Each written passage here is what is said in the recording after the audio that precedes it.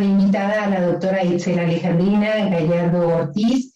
Ella es profesora de carrera titular A de la Unidad de Biomedicina de la Facultad de Estudios Superiores de Iztacala de la UNAM. Pertenece al Sistema Nacional de Investigadores nivel 1. Es doctora en Ciencias Biomédicas, Investigación en Medicina, es maestra en Ciencias Químicas, Farmacología por Simvestab y tiene una licenciatura de Química Farmacobióloga. Ha sido una investigadora invitada en el Instituto Nacional de Psiquiatría, Ramón de la Fuente.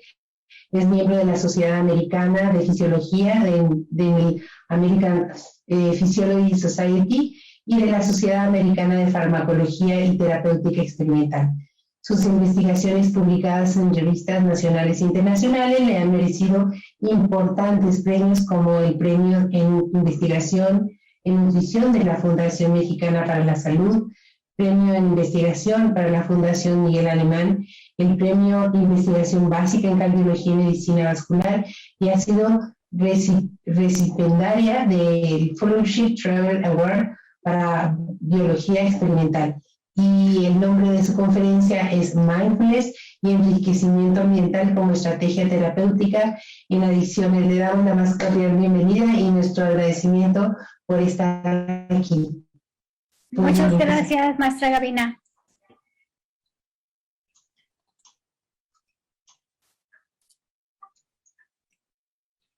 Voy a poner la presentación. Les pido de favor. Ay, no es cierto, esta no es. Espérenme. Si me indican si ya la ven. Todavía no se ve. ¿Es adicción? Sí, ya está. Ok. Entonces, ¿ahora se ve bien? Sí, se ve bien. Ok. Bueno, pues primero que nada, buenos días. Quisiera agradecer la invitación y la magnífica organización de este evento, de este primer Congreso Internacional de Sociedad de Educación Emocional y Mindfulness. Me siento muy honrada en participar en él. El tema que voy a presentarles, como comentó la maestra Gavina, la doctora Gavina, es Mindfulness y Enriquecimiento Ambiental como una estrategia terapéutica en adicciones. Cabe mencionar que esta es una propuesta, es decir, lo que voy a plantearles aquí, que son como evidencias de las dos estrategias, y la propuesta es la fusión de estas dos estrategias. Entonces, es una propuesta.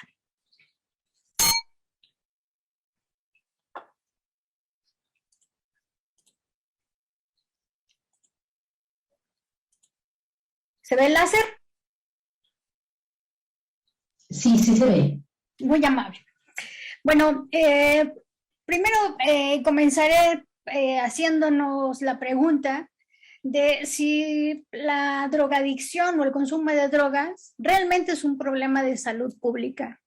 Algunas personas consideran que un porcentaje, pues no muy importante, consume drogas, y les voy a presentar el panorama a nivel mundial.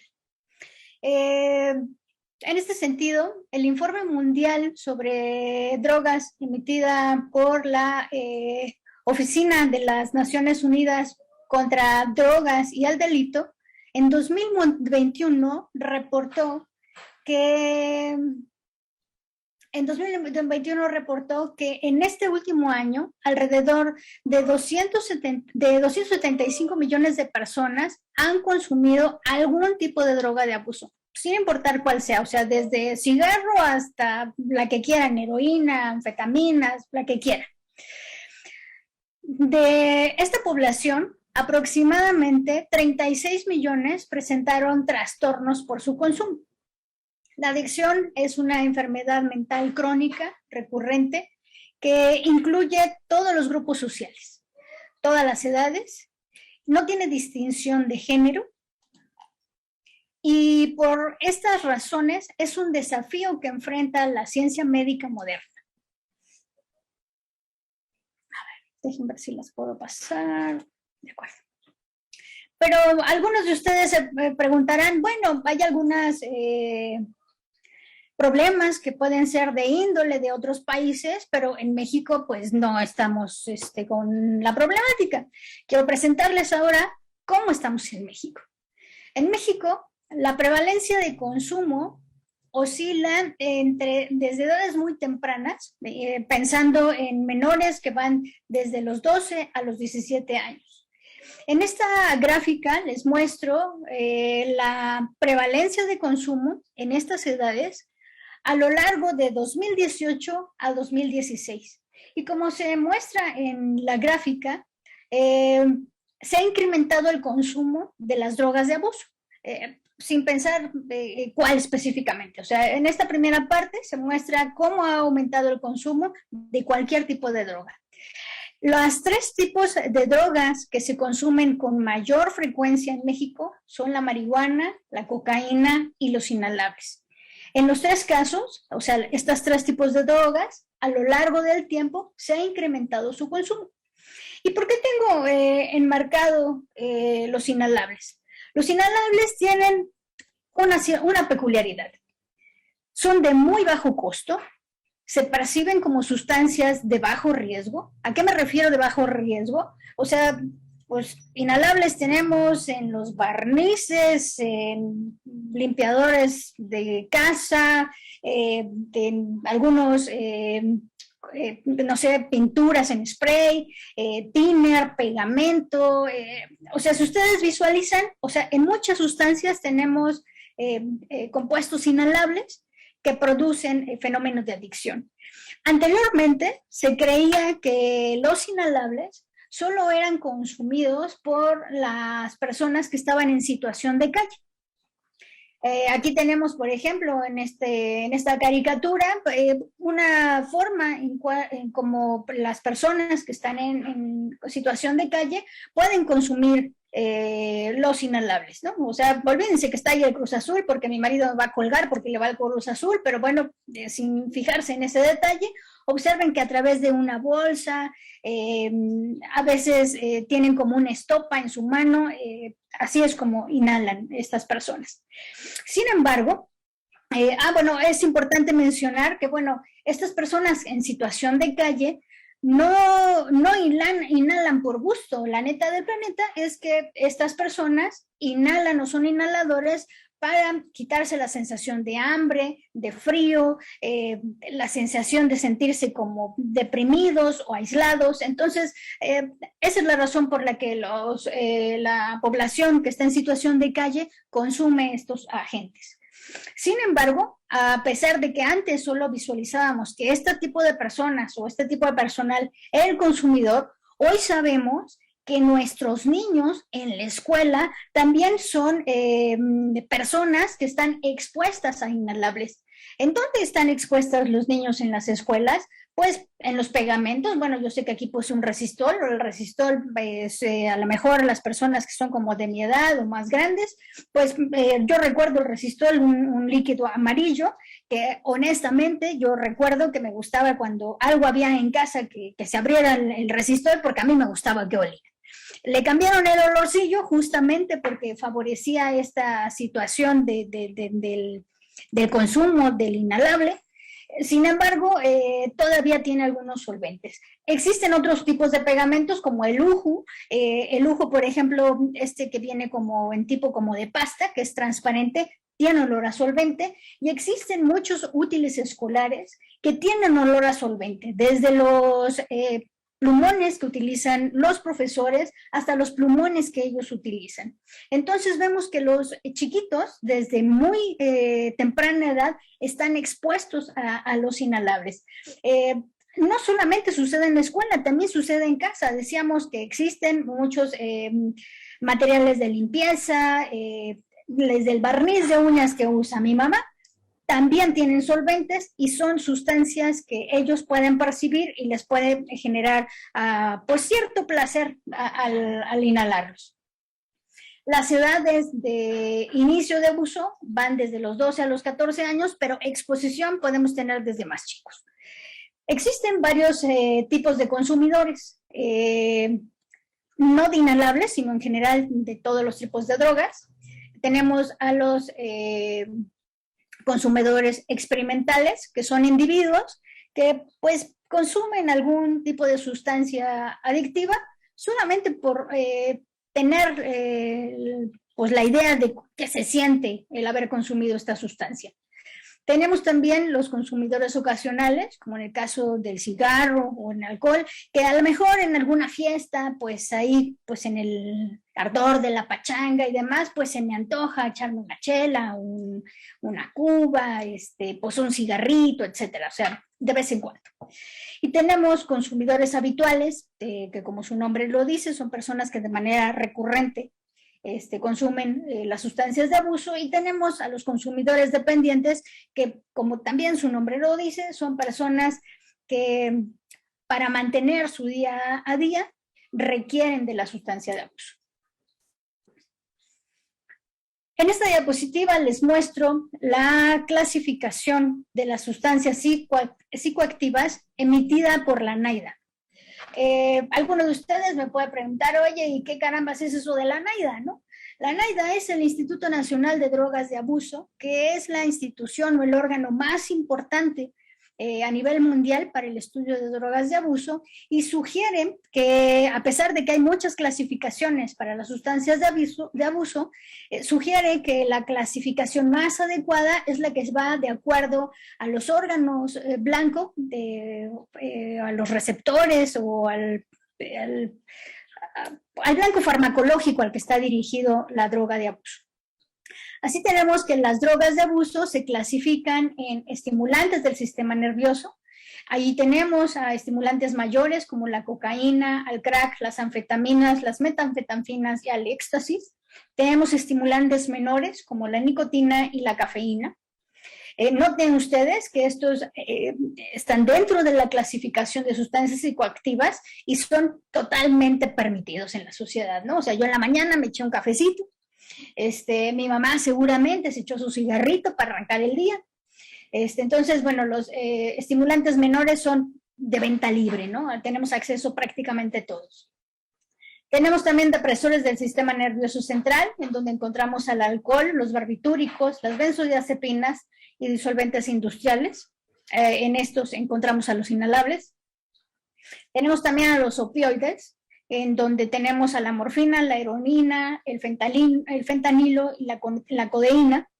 También tenemos alucinógenos, en donde encontramos algunos drogas psicoactivas o sustancias psicoactivas que tienen efectos similares al LSD, como en el caso de la mescalina y la psilocibina. También tenemos en este mismo grupo a los anestésicos disociativos, como en el caso de la ketamina. Y finalmente tenemos a los cannabinoides, en donde encontramos a la marihuana, al hashish y algunos otros derivados. Pero vamos a ver cómo se define a la adicción. Esta definición es una definición actual, a pesar de que la NIDA la emitió en el 2014, sigue prevaleciendo esta definición. La adicción es una enfermedad crónica y recurrente del cerebro que se caracteriza por la búsqueda y el consumo compulsivo de drogas a pesar de conocer sus consecuencias nocivas. Es importante mencionar que antiguamente, pues en el siglo pasado, cuando se estudiaban las drogas de abuso, se creía que las personas consumidoras pues eran así como, se consideraban así como la basura de la sociedad, ¿no? Eran como personas que tenían baja moral o carecían de moral, que tenían poca fuerza de voluntad, porque bueno, o sea, voy a dar un ejemplo soez, pero yo le decía a mi mamá, o sea, mi mamá es fumadora, yo decía, bueno, pues que no le puedes echar ganas, ¿no? O sea, no tiene fuerza de voluntad suficiente para dejar el cigarro. Y hoy sabemos, irónicamente, o sea, para que me peguen en la cabeza, porque yo le decía así a mi mamá, esta percepción, bueno, esto de la fuerza de voluntad, que no tenían fuerza de voluntad, hoy sabemos que esta percepción está mal. Esta visión de la falta de moral, de la poca fuerza de voluntad que tenían los individuos hacía que la sociedad discriminara a estos individuos. Y lo que hizo la sociedad o los gobiernos alrededor de la adicción fue enfatizar el castigo. Hoy sabemos que que la adicción es una enfermedad, pero recalco, es una enfermedad. Y cuando digo una enfermedad me refiero a que es una enfermedad como si visualizamos a la diabetes, a la hipertensión, al cáncer, ¿no? O sea, es una enfermedad importante. ¿Por qué la consideramos hoy una enfermedad? Porque las drogas modifican la estructura y el funcionamiento de los circuitos que participan en la recompensa, el estrés y el autocontrol. Existen, más bien, pero ¿por qué algunas personas se vuelven adictas y otras no, a pesar de haber consumido alguna droga de abuso? Es decir, por ejemplo, a lo mejor voy a inventarme, en algún grupo escolar, a lo mejor a este grupito le dio por probar la marihuana, es un invento.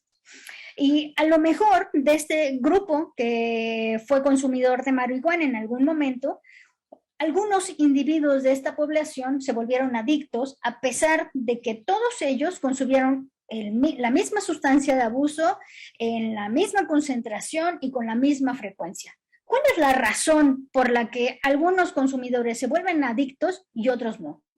Existen muchos factores que favorecen la adicción en las personas. Por ejemplo, tenemos la biología y los genes. ¿Qué quiero decir con esto? La genética juega un rol muy importante como factor de riesgo para padecer la adicción. Personas que, por ejemplo, sus papás fueron consumidores, seguramente los hijos son más proclives a padecer este trastorno. El género también es una cosa muy importante. Se ha reportado, se ha observado que las mujeres son más proclives a padecer la adicción en comparación a los hombres. Y los trastornos mentales. Los trastornos mentales, se sabe que la bioquímica del cerebro está pues alterada y esta alteración también los hace proclives a la adicción. Por otro lado, también tenemos que algo que favorece la adicción es el tipo de droga que consumimos. No es lo mismo consumir una marihuana a consumir una heroína, pensando en la marihuana como cigarrito que fuman las personas consumidoras de marihuana, a una heroína que pues literalmente me inyecto vía intravenosa y llega, directamente al torrente sanguíneo, ¿no? Entonces, la vía de administración es muy importante, así como el tipo de droga, ¿no? Hay drogas, hoy sabemos que a pesar de que hay una gran gama de drogas de abuso, no todas ellas tienen el mismo grado de dependencia, ¿no? O sea, no todas tienen el mismo potencial adictivo. Pero una cosa que me llamó la atención de esta imagen es el papel que juega el medio ambiente. ¿A qué me refiero con esto? Personas que hoy son adictas, se sabe que habían vivido en hogares caóticos o donde había muchos abusos. Los papás habían sido consumidores. Puede haber influencia por pares, es decir, a lo mejor el amigo fue el que me invitó, el vecino, mi novia, mi amiguín, etcétera. Actitudes de la comunidad. El rendimiento escolar deficiente estresa a muchos estudiantes y buscan un aliciente o una vía para descargar este estrés, ¿no? Y entonces esto los puede acercar a las drogas. Esto hace que los individuos a temprana edad puedan buscar a las drogas de abuso, además de que se ha observado, como comentamos en el caso de los inhalables, la biodisponibilidad y el costo de estos puede ser muy bajo y los hace muy accesibles. Todos estos factores de riesgo generan cambios cerebrales y estos cambios cerebrales favorecen la adicción. Es importante mencionar a la epigenética. La epigenética es la rama de la biología que estudia el medio ambiente y cómo modifica la expresión de genes, es decir, que mi papá era regañón, que era golpeador, que era neuras, etcétera, produce cambios importantes en mi DNA y hacen que estos cambios importantes en el DNA hagan expresión de genes, o sea, a través de la expresión de proteínas, que puedan condicionar mi conducta. Entonces, esto de la epigenética me parece un punto muy, muy importante de tener en cuenta, porque vemos que la mayoría o sea, cuando veo todos estos factores de riesgo, la mayoría están englobados en el medio ambiente. Para estudiar el fenómeno de la adicción, visualicemos al sistema mesolímbico dopaminérgico. Ese sistema está compuesto por el área tegmental ventral, el núcleo accumbens y la corteza prefrontal. Y en este orden es como va el circuito. El sistema se activa de manera natural con estímulos motivacionales naturales, como son las conductas de sobrevivencia, en las cuales tenemos el tomar agua, la alimentación. Todos hemos sentido así, por ejemplo, en un día de mucho, mucho calor, o a lo mejor nos fuimos a correr y estamos muy sedientos, tomar agua así dice uno, ¡ay, qué rico!, ¿no? O sea, todos tenemos esta sensación de placer, ¿no? O cuando tenemos mucha hambre y entonces, pues mi mamá, o yo misma preparé un platillo que me gusta mucho, así el primer bocado siente una sensación de placer. Esto es motivado por la activación del sistema mesolímbico dopaminérgico, pero también existen conductas que son estímulos motivacionales naturales, conductas que lo que hacen es favorecer o preservar la especie. ¿Cuáles son estas conductas que me ayudan a tener esta sensación de placer? Pues las conductas sexuales y la conducta materna. Algunos de ustedes me preguntarán, ay, la conducta materna produce una sensación de placer. O sea, en algún momento me tocó pues este rollo de cuando estás embarazada, tienes así como los senos cargados, y lo que comentan las mamás que apenas empiezan a tomar leche los bebés, dices, ay, no manches, duele un montón. Sin embargo, después de que pasa el dolor, o sea, las mamás sienten una cosa así como muy placentera, de apapacho, etcétera. Entonces, estas conductas también, estas conductas que favorecen la preservación de la especie también producen placer. No obstante, este mismo sistema es activado por las drogas de abuso como el alcohol, la heroína, la cocaína, la misma nicotina, la cafeína, etc. Pero al activarlo con estas sustancias se producen cambios importantes en el sistema, generando una saliencia de las drogas como un estímulo importante para la vida. Cuando digo saliencia, lo que me refiero es a una relevancia. Si antes para mí era más importante comer, ahora más importante para mí va a ser consumir las drogas, ¿no? Es decir, se prioriza el consumo de las drogas de abuso sobre los estímulos naturales. Va a haber un cambio en la relación incentivo-motivación. Esos cambios sensibilizan al sistema.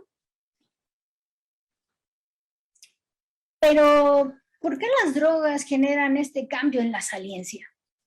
La respuesta la vamos a ver en esta imagen, en la imagen superior. Recordemos que la dopamina es uno de los neurotransmisores más importantes involucrados en las respuestas del placer. Noten ustedes la cantidad de dopamina representada en estas bolitas como pues color carne, naranjita clarito. La cantidad de dopamina que es liberada en el cerebro por estímulos naturales como la ingesta de alimentos. O sea, vemos ahí unas cuantas bolitas que fueron liberadas, o sea, es la dopamina que se liberó por la ingesta de alimentos. Por lo tanto, en el otro lado tenemos a las sustancias de abuso, que tenemos representadas aquí como a la cocaína, que tenemos aquí como esta bolita roja. La interacción de la cocaína favorece una liberación exagerada de dopamina, alterando la comunicación neuronal. En esta imagen En esta imagen de abajo les muestro en rojo cómo se observa la actividad de los transportadores de dopamina en un cerebro normal. Noten ustedes que es así como si estuviera un foco prendido importante. Sin embargo, en el otro lado podemos ver un cerebro de un adicto en donde el número de transportadores de dopamina ha disminuido de manera importante. Es como si se le hubiera apagado el área cerebral. A lo mejor, no sé si ustedes se preguntarán, oye, tú me dijiste que las drogas de abuso favorecían la liberación del neurotransmisor, ¿por qué me enseñas aquí abajo que el foquito rojo en un cerebro adicto se hace como más tenue la lucecita, ¿no? La razón es que el exceso de la liberación del neurotransmisor disminuye los transportadores de este mismo.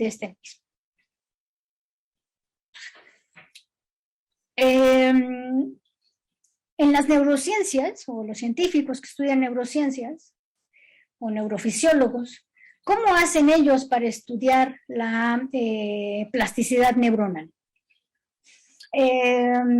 Bueno, antes de que les explique cómo hacen para estudiar la plasticidad neuronal, es importante mencionarles que, bueno, a lo largo pues no sé, de varias pláticas que me ha tocado escuchar sobre mindfulness, comentan mucho esto que el mindfulness favorece la plasticidad neuronal. Entonces, parecería que la plasticidad neuronal siempre es un efecto benéfico. Y en esta diapositiva lo que intento mostrarles, espero que lo alcancen a ver porque sé que puse muchas cosas, espero que alcancen a ver el cuadrito que está aquí abajo. Lo que intento que mostrarles es que las drogas de abuso, aquí tenemos a la cocaína, las anfetaminas, a la nicotina, a la morfina, al tolueno, aquí abajo estaba el alcohol, todas ellas aumentan la plasticidad neuronal. ¿Cómo se evalúa esto de la plasticidad neuronal? Lo que hacen los neurofisiólogos, hagan de cuenta, hacen, pues disculpen la palabra, hacen como chuletitas de cerebro de animales, como ratones, a los cuales se sometieron a un tratamiento con alguna droga de abuso. Y entonces, imaginen ustedes que estas son algunas de las imágenes, así a lo mejor pues uno no ve nada, ¿no? Solo ve que aún está ahí la neurona, pero cuando hacen un acercamiento, ustedes pueden ver que los axones tienen un montón de bolitas, ¿no? Y si más bien los científicos lo que hacen es contar el número de estas protuberancias que tienen los axones y entonces hacen una comparación. Vamos a suponernos que a lo mejor fuera un cerebro normal y fue uno que estuvo expuesto a alguna droga de abuso. O después de algún tratamiento, me voy a inventar, vamos a decir que es un cerebro que consumió anfetaminas, a lo mejor algún tratamiento hizo que bajaran este número de espinas dendríticas, ¿no? Esa es la manera como los neurofisiólogos estudian la plasticidad neuronal. Estudian los cambios en la longitud de estas bifurcaciones o de estos axones o de estas dendritas. Estudian el número y formas de las dendritas. Hay algunas que son como un chipotito, hay unas que son en forma de hongo y cada una representa una cosa diferente. Esta es la manera como se estudia la plasticidad neuronal. La plasticidad neuronal puede estar asociada a cosas benéficas o a cosas no tan benéficas. A ver, permítanme.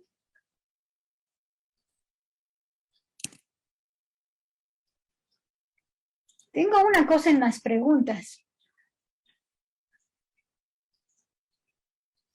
Ok. Ahora no la puedo quitar, perdón.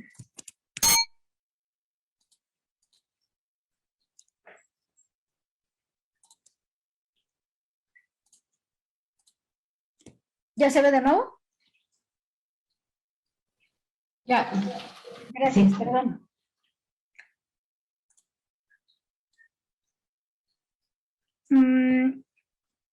Cuando las personas ya se hicieron adictas, ¿cuáles son los caminos a seguir para tratar la adicción? De manera normal existen dos caminos, que son los tratamientos farmacológicos y los tratamientos no farmacológicos. Los tratamientos farmacológicos, como vemos en este recuadro, vemos que de acuerdo al tipo de droga de abuso, es el tipo de medicamentos que vamos a utilizar. Sin embargo, algo que no puse en la diapositiva y que creo que es muy importante, los pacientes tienden a las recaídas o cuando están en ausencia de la droga de abuso, caen en síndromes de abstinencia. Los síndromes de abstinencia pueden tener desde un dolor miserable de cabeza, pueden tener ansiedad, depresión, hasta crisis convulsivas. Entonces, inicialmente comenzamos con una cosa, pues llamémosle simple, con un medicamento de acuerdo a la droga de abuso que utilizó, pero cuando presenta síndrome de abstinencia, dependiendo de cuál es el síntoma que presenta, es el tipo de medicamentos que se les va a dar. De manera que un paciente que, por ejemplo, consume heroína, además de la metadona o de la buprenorfina, a lo mejor cuando tiene síndrome de abstinencia, a lo mejor tengo que dar un antidepresivo, un ansiolítico, a lo mejor hasta un antipsicótico, alguna benzodiazepina si llegó hasta crisis compulsivas, etcétera. Entonces se va haciendo una farmacia completa para el tratamiento farmacológico de los pacientes que tienen adicciones. Algo importante de mencionar es que los tratamientos farmacológicos para el caso de los pacientes que tienen adicción, normalmente, casi sin temor a equivocarme, casi todos recaen, o sea, tienden recaídas. Por otro lado, tenemos a los tratamientos no farmacológicos. ¿Qué son estos tratamientos no farmacológicos? Son una serie de procedimientos a los que pues voy a decir algo medio obsceno. Yo sé que ustedes son del área social y ustedes sí creen en esto, pero yo que pertenezco al área como de ciencias de la salud, a las neurociencias, o es más, soy cardiocosa, si no tengo una evidencia científica, mis compañeros dicen que en esto no creen. Entonces, bueno, estos tratamientos no farmacológicos, algunos médicos, algunos científicos no creen en ellas, pero estas manipulaciones no farmacológicas incluyen desde hacer ejercicio, tener terapias grupales, que haya apoyos individuales, es decir, a lo mejor alguien se siente un poco durante la terapia, estando en una clínica especializada, a lo mejor se siente deprimido, angustiado, a lo mejor puedo ir a apoyarlo.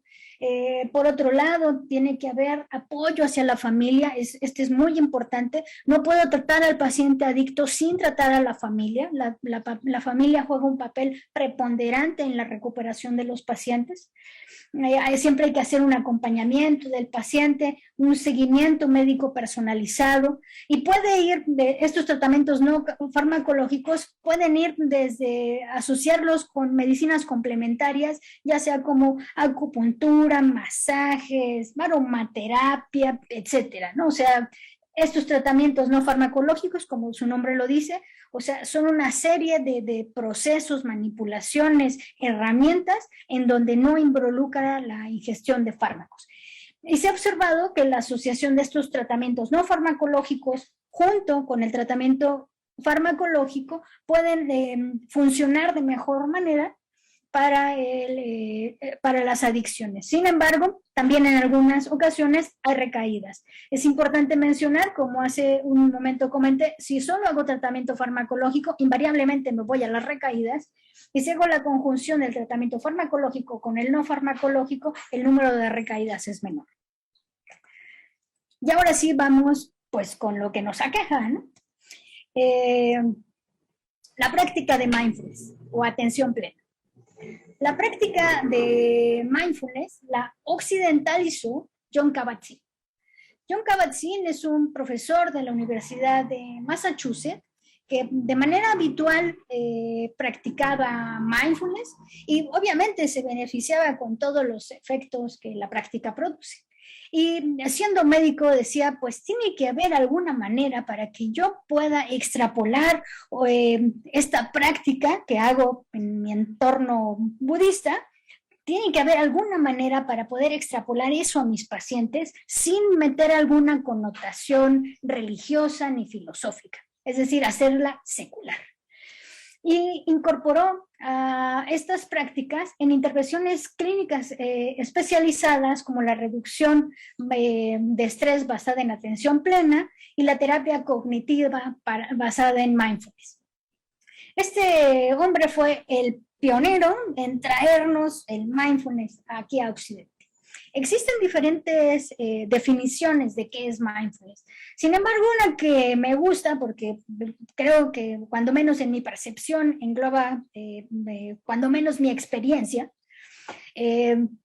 diremos que mindfulness consiste en ser plenamente consciente de los estímulos internos y externos que surgen en el momento presente con aceptación, con ecuanimidad, sin juzgar, sin expectativas o creencias, con serenidad, bondad y autocompasión. Que estemos abiertos, generando así una experiencia del aquí y el ahora. Como comentaba, hay muchas definiciones de mindfulness. Hay personas, por ejemplo, en la filosofía budista que no están como de acuerdo en la práctica de mindfulness, tienen pues su pedazo de razón. O sea, una cosa filosófica, no debería yo decir religiosa, pues, porque pues, el budismo no es una religión, es una filosofía. Sin embargo, algo que por siglos se ha preservado como una filosofía de vida, pues vengo a occidentalizarlo y hacerlo como de uso común para todo el mundo, para el trabajo, para la escuela, para algunos padecimientos, y eso algunos de ellos pues no están muy de acuerdo. Sin embargo, a pesar pues de esta diferencia de pensamiento, pues en Occidente ya trajimos mindfulness, ¿no? Y vemos todos los efectos benéficos. ¿Qué es mindfulness? Mindfulness querrá decir que todos mis pensamientos que antes tenía estaban mal. Pues la respuesta es no. Mindfulness me invita a ver un orden distinto de la realidad. Invita a ver que hay algo más allá de tu visión, hay algo más en el mapa. Es decir, me permite abrir la mente y con esto ampliar mi panorama para visualizar qué tengo enfrente para tomar una decisión. ¿Por qué tengo aquí al señor Albert Einstein? Va a decir, ¿esto qué tiene que ver, no? Y Newton ahí, ¿qué carajo hace si estoy hablando de mindfulness, no? Pues yo creo que Einstein fue un metafísico muy, muy importante que ha tenido la historia, pero pues solo lo vemos como físico. Y Einstein no le dijo a Newton, de la física que desarrolló, las teorías físicas que desarrolló Newton, no le dijo, oye, cuate, estás mal, o sea, lo que tú hiciste, tu pensamiento está como del perro. O sea, lo que hizo Einstein fue ampliar la visión que tenía Newton, ¿no? O sea, las teorías de Newton fueron ampliadas con la visión que tenía Einstein. Entonces, por eso pongo a Newton y a Einstein en esta diapositiva, porque yo creo que mindfulness, lo que nos abre, es, más bien nos abre un panorama para tomar mejores decisiones. En esta diapositiva intento ejemplificar un poco de lo que acabo de mencionar. En este diagrama, o sea, a lo mejor tenemos aquí a un chiquillo preguntándose, bueno, ¿qué carajo hace mindfulness? ¿No? O sea, ya me chorearon, pero yo quiero saber qué hace, ¿no? O sea, qué es lo que, ¿para qué me sirve, no? Y entonces podemos ver aquí si se acuerdan de las teorías de conjuntos, aquí son como muy útiles, o si nos acordamos de cómo son los colores primarios y cómo formamos los secundarios, para esto nos es útil este diagrama, aunque está como muy simple. Y entonces tenemos un círculo amarillo, ¿no? El círculo amarillo nos representa nuestro mundo mental. Y tengo aquí un perico, porque normalmente estamos, híjole, mañana tengo que hacer de comer, tengo la presentación de mindfulness y no he terminado, tengo que plantear el proyecto de papita al rato y no le he hablado a mi mamá, mi papá está enfermo, y así estoy en mi parloteo mental, ¿no? Por otro lado, tenemos en azul a nuestro mundo real. Cuando conjuntamos estos dos elementos, aunque podamos ver ahí un poquito, ¿cuánto realmente puedo ver? Solamente este pedazo. O sea, realmente me pierdo un pedazo enorme de lo que es la realidad. Por ejemplo, el dolor es una circunstancia natural de la vida. No hay manera de evitar el dolor. Nos sirve para crecer, para aprender, etcétera, ¿no? O sea, si fallece mi perro, mi abuelo, etcétera, no hay manera de no sufrir. Más bien, no hay manera de no percibir el dolor. Sin embargo, el sufrimiento es una creación humana. Es decir, cómo lo vivo, cómo lo enfrento, etcétera, depende de cada uno de nosotros. Mindfulness lo que me permite es separar estos círculos y entonces poder ver el panorama real. Y de esta manera me evita actuar en piloto automático. ¿Cuál es el poder de mindfulness? Debo confesar que este pedazo de aquí arriba de la diapositiva me lo volé de la doctora Gina Beagle, pero creo que me era muy útil. Vamos a visualizar que para ver qué tan poderoso es el mindfulness, tenemos aquí a un individuo que no practica mindfulness y a otro que sí lo practica. En los dos individuos tenemos un mismo estímulo. La persona que no practica mindfulness es un individuo inconsciente que reacciona como de manera automática y su reacción puede no ser adecuada. Pero ¿qué pasa con un individuo que practica mindfulness? Puede tener el mismo estímulo, pero en esta visión que decíamos hace un momento, mindfulness me permite ver un mejor panorama, me permite separar estos círculos y ver la realidad del mundo. Entonces estoy como consciente de qué es lo que pasa y entonces con esta conciencia me permite emitir una respuesta. No reacciono de manera agresiva, no reacciono de manera acelerada, me permite tener una respuesta. Pero, ¿cómo es que, o cómo puedo explicar desde el punto de vista científico, o a lo mejor esta deformación que tengo por pues el área donde trabajo, qué es lo que me permite explicar por qué un individuo tuvo una reacción que pudo ser agresiva, loca, etcétera, acelerada, mientras el otro pudo ser calmo, sosiego y en calma tomar una decisión? La razón real de estas respuestas es que el mindfulness, en el caso de esta persona que practicaba mindfulness, aumenta la red ejecutiva central, que en un momento vamos a ver. Mientras que el individuo que no practica mindfulness aumenta su red neuronal por defecto. ¿Qué son estas cosas que puso Itzel aquí? La red neuronal por defecto puede definirse como la basal de actividad neuronal que se produce cuando un sujeto tiene pensamientos y no está dirigido a una meta. Es decir, cuando estoy pajareando, es más, por ejemplo, yo les confieso, vivo en el sur de la ciudad y trabajo hasta la FES Iztacala, que está en Estado de México, hacia el norte, o sea, es un trayecto de 40 kilómetros, y me ha pasado honestamente que puedo llegar en automático y no sé cómo carajo llegué, o sea, voy en piloto automático, o sea, no me di ni cuenta, o sea, voy pajareando en muchos pensamientos y demás, y no me doy cuenta cómo hago las cosas. Mientras que la red ejecutiva central, también llamada red atencional ejecutiva, se llama de esta forma porque se activan antes de situaciones de conflicto, donde las redes neuronales compiten por el control de la conciencia.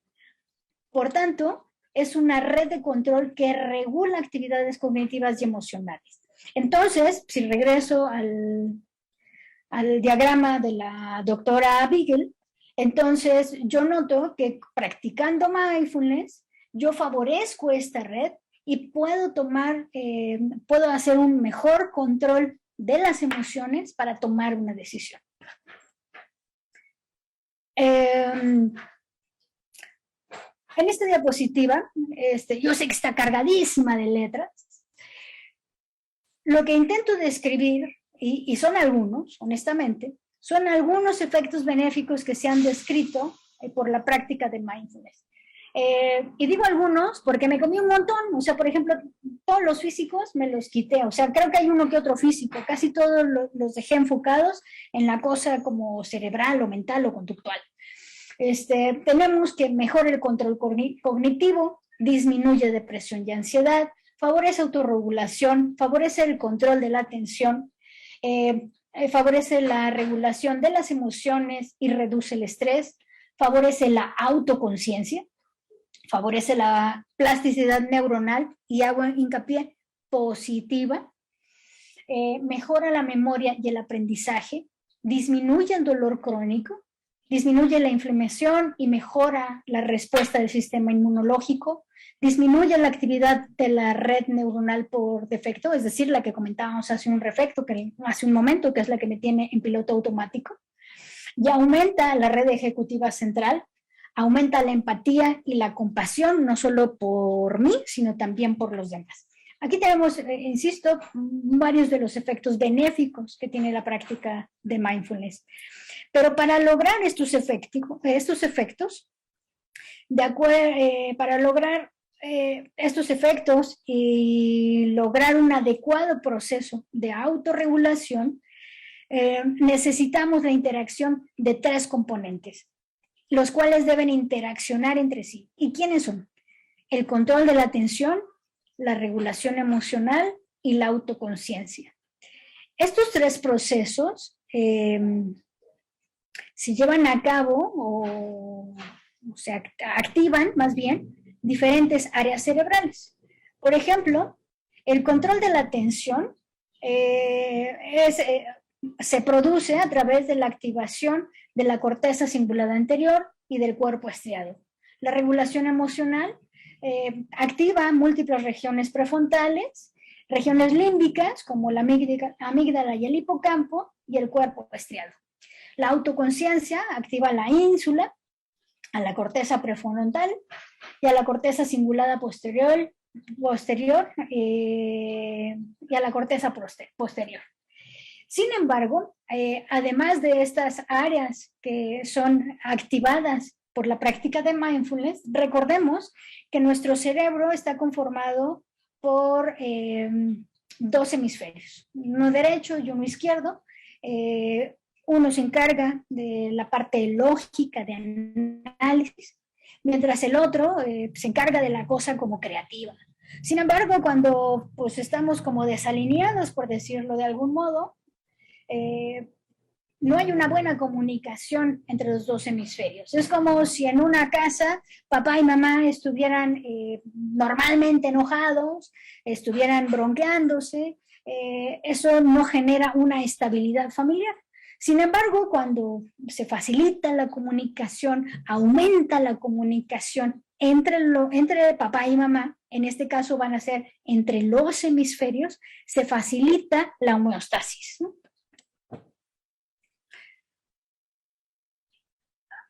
Hasta 2017 había reportados en la literatura más de 30 ensayos controlados basados en la atención plena en poblaciones consumidoras de drogas.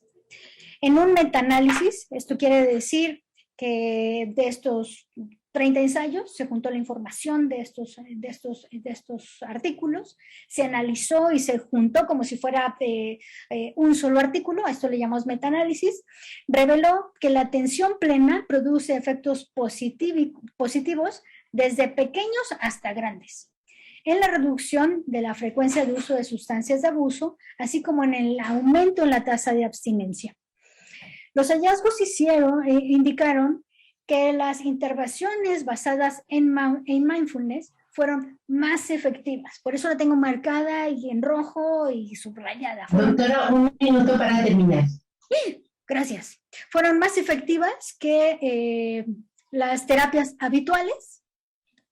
Más tarde se hizo una revisión sistemática, es decir, se juntó la información de 2016 a 2020, donde incluye ensayos clínicos, estudios observacionales, investigaciones básicas, y encontraron que las intervenciones basadas en mindfulness parecen ser tan efectivas en el tratamiento como los tratamientos habituales y en algunos casos mejores. Disminuyen el craving, que es el deseo del consumo, y aumentan la tasa de abstinencia.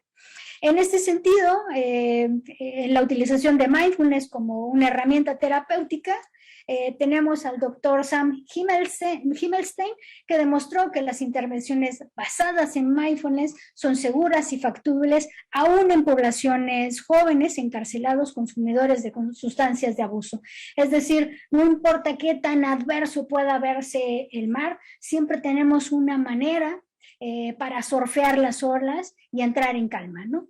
Tiene él un programa basado en mindfulness para el tratamiento de sustancias de abuso.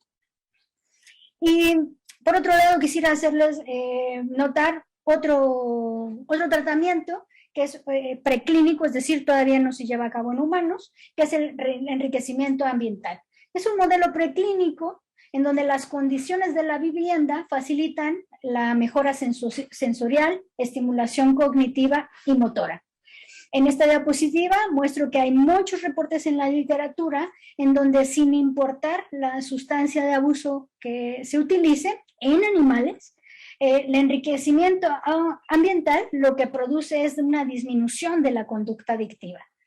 Aquí en México, la doctora Nayeli Páez, en el Instituto Nacional de Psiquiatría, con quien he colaborado, ha mostrado que el enriquecimiento ambiental produce no solamente reversión de la conducta adictiva, sino también revierte los déficits de memoria, el estrés oxidativo, la neurogénesis y la muerte celular. La neurogénesis podemos definirla como el nacimiento de nuevas neuronas a nivel central.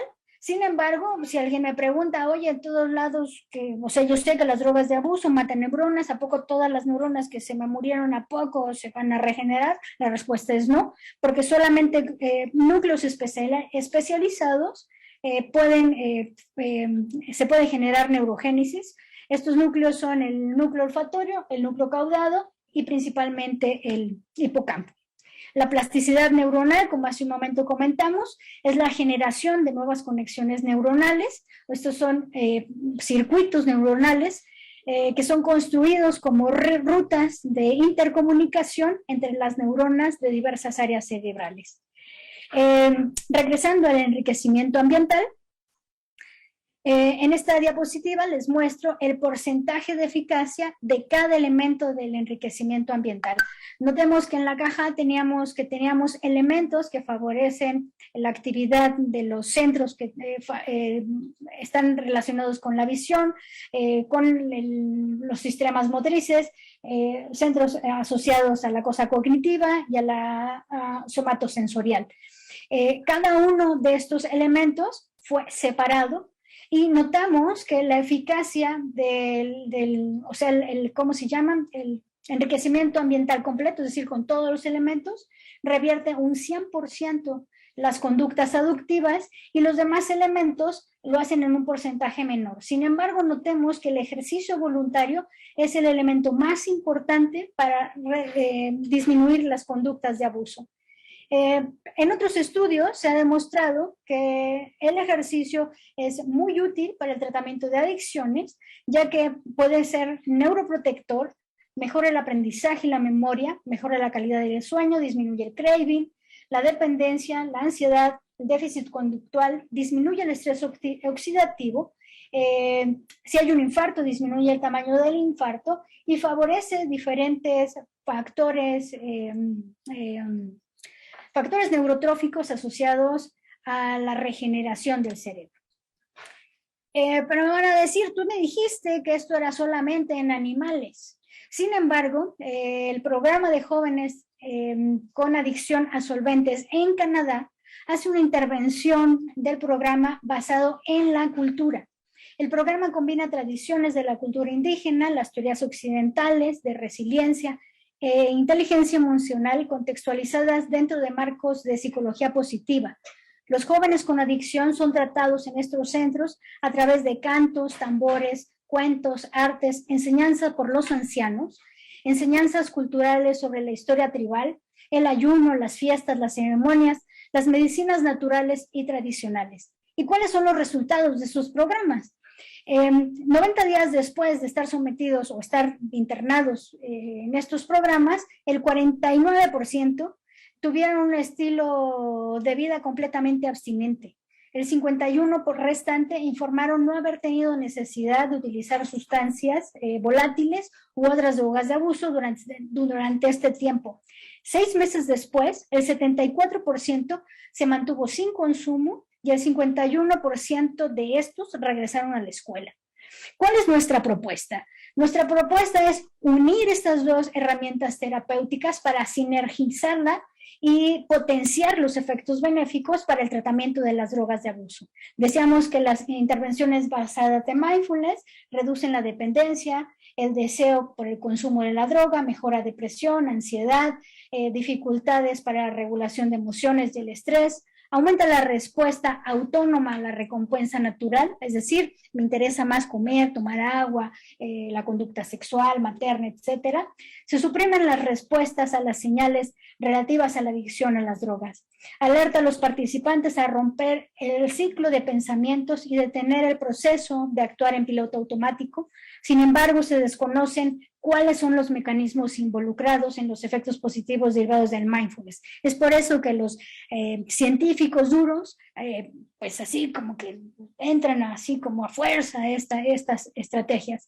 Sin embargo, el enriquecimiento ambiental disminuye las conductas tipo adictivas, aumenta la neurogénesis, o sea, decíamos que estos tratamientos se llevan a cabo en animales, detienen la muerte neuronal, revierten el déficit de memoria, restaura el equilibrio oxidativo, disminuye ansiedad, depresión, atenúa las respuestas al estrés, mejora la inmunidad, aumenta los factores de crecimiento cerebrales asociados a proliferación y diferenciación celular y, aunque no está escrito con estas palabras, estos programas de jóvenes con adicción a solventes da tratamiento a jóvenes con un entorno enriquecido, es decir, tienen un ambiente enriquecido, obteniendo excelentes resultados.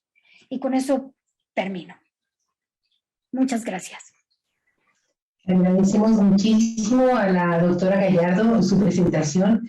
De verdad, nos ha traído muchísima información que espero sea de gran beneficio para todos los que están observando este congreso. Y la otra, pues, es la invitación para que escriban a la doctora Itzel a su correo electrónico las preguntas, todas las preguntas que nos han hecho. Hay muchísimas, doctora. Igual la invitamos a que ingrese al YouTube y si las puede responder ahí, vamos a estar muy agradecidas de que lo haga. Y les pedimos, bueno, le agradezco y vamos a pasar a la siguiente conferencia.